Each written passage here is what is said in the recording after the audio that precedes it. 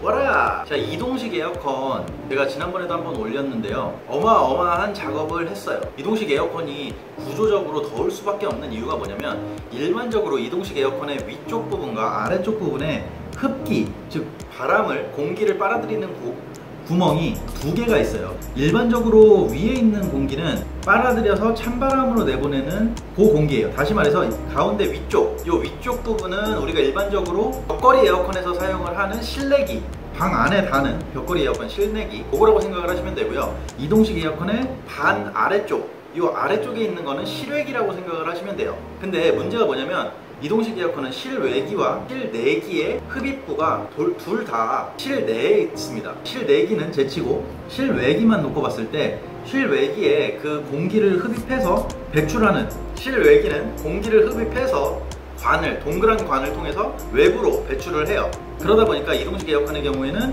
이 실외기 부분에 흡기가 실내에 있어요. 즉 방 안에 있는 공기를 흡입을 해서 방 밖으로 뺍니다. 어마어마한 양을 빼죠. 그러다 보면 실내에 있는 공기의 양이 평균적으로 100이었다고 하면, 계속해서 실내에 있는 공기를 흡입해서 밖으로 빼니까 실내의 공기양이 계속 줄어들겠죠. 그러면 어떻게 되겠어요? 질식해서 죽겠죠? 근데 질식해서 죽지 않아요. 왜냐? 모든 건물에는 구멍이 있고, 창문에도 틈새가 있고 구멍이 있고, 완벽하게 막을 수가 없어요, 사람이. 그러다 보니까 외부에 있는 더운 공기, 특히 여름에, 우리가 에어컨을 여름에 틀잖아요.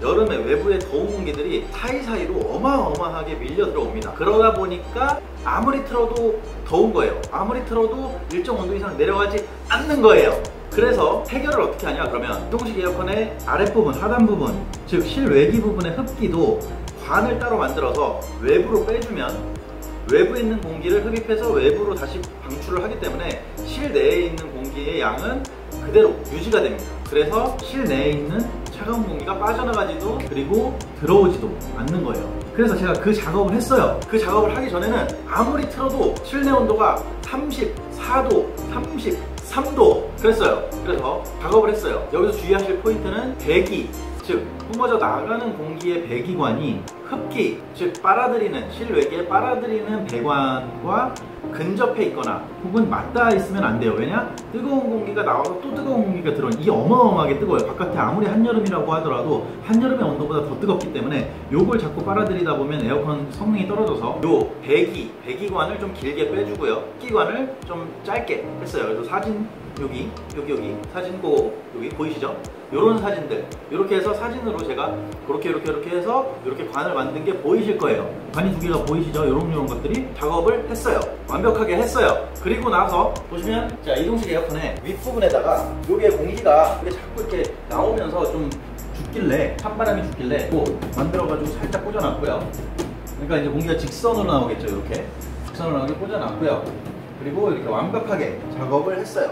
자, 이렇게 요게 뭐냐면, 여기가 지금 하단부 실외기 부분의 흡기예요. 흡기관을 이렇게 폼보드로, 우드락으로 인터넷에서 보고 이 우드락으로 했고요. 이거는 틈새 메꿈이라고 롯데마트에서 5,000원 정도에 팔아요. 이렇게 했고, 자, 반대편에서 요 관, 배기관이죠. 배기관을 빼는데, 배기관도 요 밖에서 조금 각도를 살짝 옆으로 틀어주려고 배기관이 나가는 이 통도 또 만들었어요. 사진 아까 보셨죠? 그리고 밑에 물 빠지는 호스도 이렇게 달아줬고요. 자, 그래서 결론이 뭐냐? 어디까지 떨어졌냐? 인터넷에 보니까 8평에서 6평 정도 하시는 분은 완벽하게 모든 구멍들을 다 차단을 하고 요 작업을 했을 때 실내 온도가 18.8도까지 떨어졌다고 하시더라고요. 그래서 그분의 도움도 많이 받았어요. 요 댓글을 통해서. 블로그에다가 제가 굉장히 귀찮게 물어봤는데도 너무 친절하게 답변을 해주셔서 되게 감사합니다. 감사합니다. 제가 요렇게 저예요. 그 질문을 한 사람이 전데 감사합니다. 그래서 그렇게 질문을 해가지고 작업을 다 완료를 하고 했더니, 이 방은 지금 11평이에요. 11평짜리인데 문제는 뭐냐면, 이 중앙 냉난방이다 보니까 요 밑에가 완전히 뻥 뚫려 있어요. 그래서 외부랑 완벽하게 차단이 안 돼서 여기다 지금 손 넣으면 살짝 뜨겁거든요. 뜨거운 건 아니고 좀 덥거든요. 물론 여기에다가 이제 휴지 같은 거를 놨을 때 휴지가 빨려 들어간다거나 밀려 나온다거나 하는 공기의 흐름은 없어요. 그럼에도 불구하고 아무래도 공기가 완전히 밀폐된 상태가 아니다 보니까 이게 내려가는 온도가 내려가는 정도가 굉장히 더딘 것 같아요. 그래서 제가 작업을 했는데 온도의 한계는 28도 정도까지 내려가네요.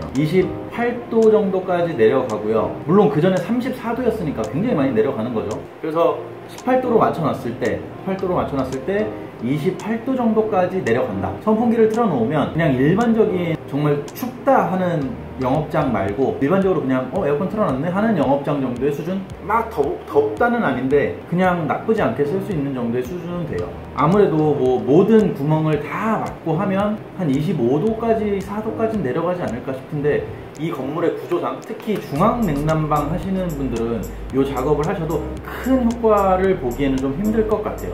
그쪽으로 공기가 아무래도 순환이 조금씩 되는 것 같네요. 아무래도 그래도 이동식 에어컨의 흡기 부분의 배관을 빼지 않은 것과 비교를 하면 6도 정도, 마이너스 6도 정도의 차이가 나니까 어마어마한 거죠. 그래서 이 정도도 좀 만족스럽다. 아마 나중에 이 중앙 냉난방의 냉방과 같이 작동을 시키면 더 많이 내려가지 않을까 싶어요. 그래서 여기까지 이동식 에어컨 제가 완벽하게 설명해 드렸어요. 물론 저도 이제 그분 인터넷에서 본 분에게 통해서 많이 배운 거긴 하지만 이동식 에어컨이 구조적으로 더울 수밖에 없는 이유는 내부의 공기를 밖으로 빼니까 밖에 있는 공기가 들어와야죠. 안 그러면 질식해서 죽으니까.